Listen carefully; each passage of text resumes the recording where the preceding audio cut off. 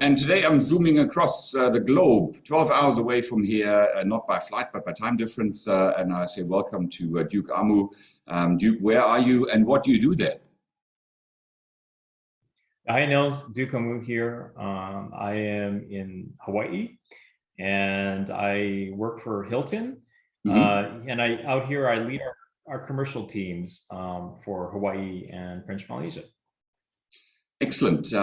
Baron, your brother, connected us a little while ago. He, of course, is PKF's man in the US, heading up the US operations there together with Channing Henry. And he connected us, and it's great to chat to you. I hope you're well over there. I know it's 12 hours late. I'm keeping you from going to bed after a busy day with Hilton.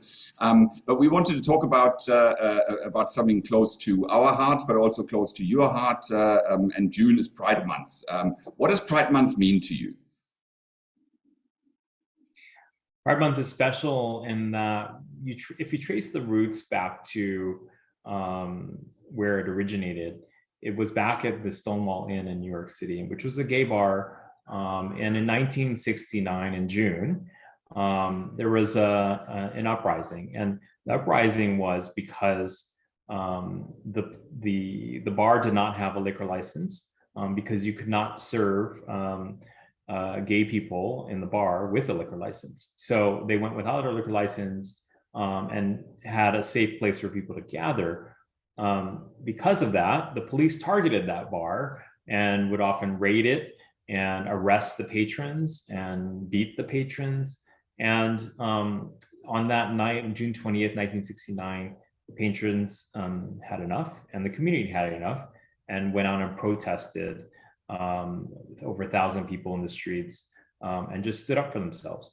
And after that, we continue to honor those people that came before us and that paved the way for us back then, that went through these hardships, had to hide their identities, had to hide themselves, and had to endure the beatings and the arrests for no reason but other than being themselves. So I think about those people that went through that, and that wasn't very long ago. When we look at 1969, that wasn't that long ago. But fast forward to where we are now, we've made progress.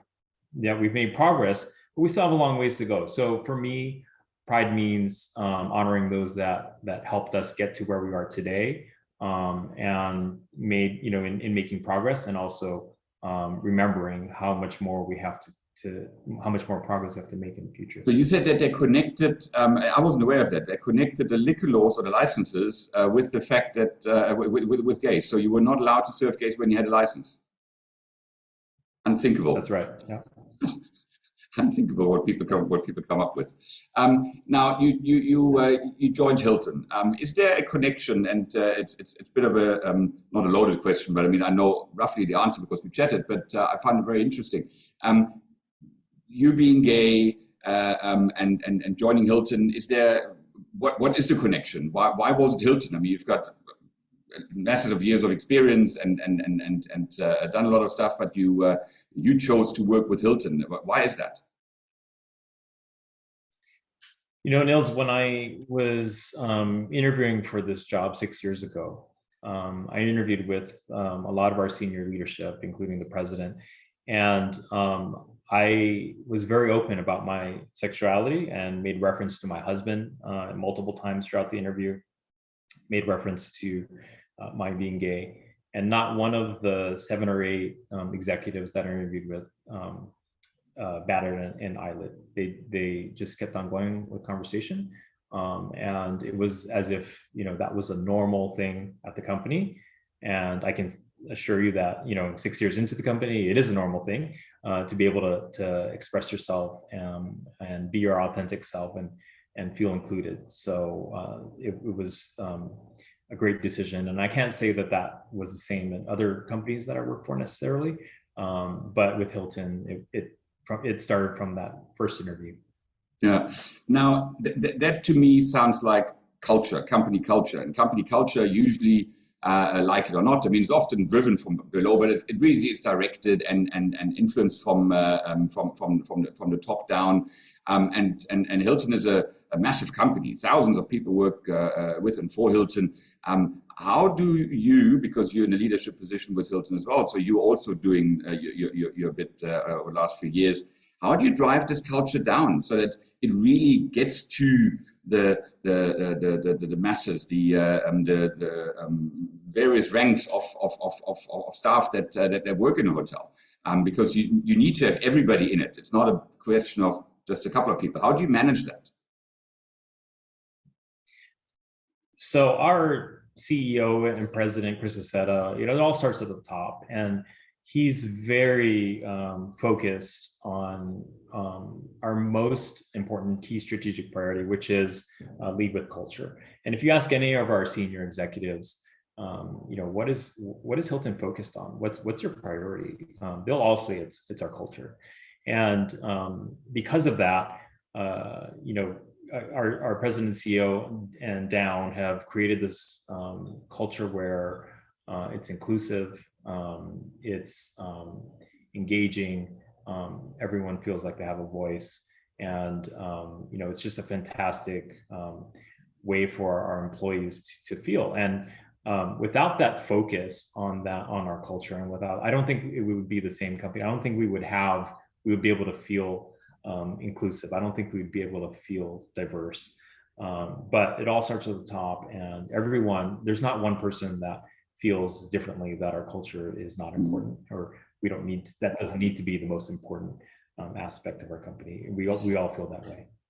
Now, I want to drill down a little bit deeper there, because the one thing is culture, or saying you got a culture and putting it in your staff handbook and mention it at quarterly staff meetings and whatever.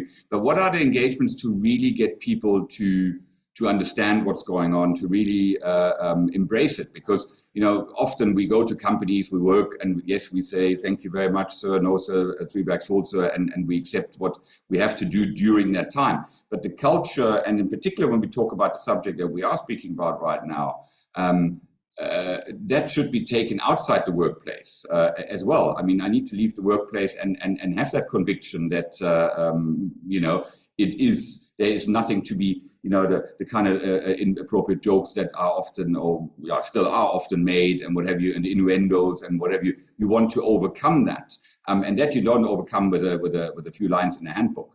How do you get that culture really sink in? Well, I think you create vehicles for your team members to participate in. And one of them is our team member resource groups. So we have a LGBTQ+ team member resource group. And it's not just for those of us that are gay, but also those of us that work at Hilton that want to be involved, or want to be an ally, or are just interested in learning more. And so we create this group of team members that we communicate with. We communicate via Teams, Microsoft Teams. We have weekly events, virtual or in person, and it becomes this engaging audience, which feel like they have a voice, feel like they can contribute something to us. In addition to that, we have different councils. So we have a council on LGBTQ+, which is made up of all team members from all sorts of positions and departments and levels. And the primary reason for that is we want to move forward. So we want suggestions from them. We want to know how we can do things better, and how we can be more inclusive. And so it's the responsibility of the councils to give us advice, right? And we take that advice very seriously. So it's another way. I'm also, would be remiss if I didn't mention that Hilton was just named the #1 top company in the diversity list for 2021. We just got that award, and also named to the Hall of Fame as well. So I think when you create these programs for people, and another one is we have these courageous conversations where we highlight some of our leaders and some industry leaders outside of Hilton as well, to talk to our team members and allow them to engage and ask questions, and and just be involved, to give them a different perspective. I think that is also another way that we're doing that. Congratulations on that award. I mean, it certainly does show the commitment and also the fact that something's done. Because as I said, to just put it in paper. In German, we say paper is patient. You know, so just put it there. But to really live it, it makes a difference. And then to allow the team members to take it out into their own communities and to start talk about it, because I think that's where then really it is needed even more. So again, applaud to Hilton and the many other companies that are doing something about it, but to really allow their team members to take it into their own communities, to start talking about this issue, because I think start talking about it and to have less fear of the unknown, and to have an understanding and see that there are normal people, they're just you know, just different but normal people, and not kind of they're abnormal, which too often that has been used. I think that is great, and you know, if society at large and governments and NGOs or whatever struggle with that, I think it's great if that companies who are a microcosm of community of normal people are taking that thing forward. So yeah, I do hope that many more people will do it. Unfortunately, we're running out of time, Duke. I would love to talk a lot longer, and I hope we have the opportunity to meet in person one day, be it in Cape Town or be it over in Hawaii, or wherever Baron might be, and I'll be there at the same time, or whatever. You never know. So I say a huge thank you. Thanks for taking the time. Thanks for taking the interest in chatting to me, and I really hope that the efforts that you guys are doing will bear many more fruits, and that in a few years' time we can look back and say, you know what, it was a battle, but it certainly is something which has reached a stage which is a lot more bearable and what have you. With that, I say again, thank you, and I wish you well. Take care. Bye. Thank you, Niels. Appreciate the time. Bye-bye.